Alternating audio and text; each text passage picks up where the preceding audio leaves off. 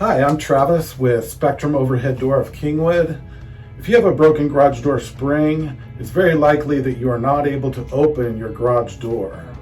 The reason for that is that the spring counterbalances the weight of the garage door so that when it's in place, the door feels almost weightless.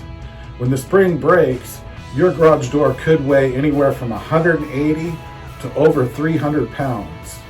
Without the assistance of your spring, your garage door opener motor is not strong enough to be able to open the garage door.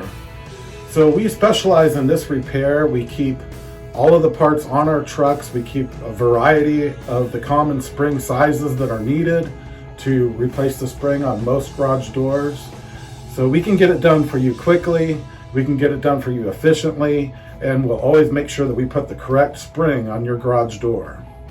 If you mention that you saw us on this video, we will give you $50 off of your repair. Thank you for considering hiring our company today. We hope to be serving you soon.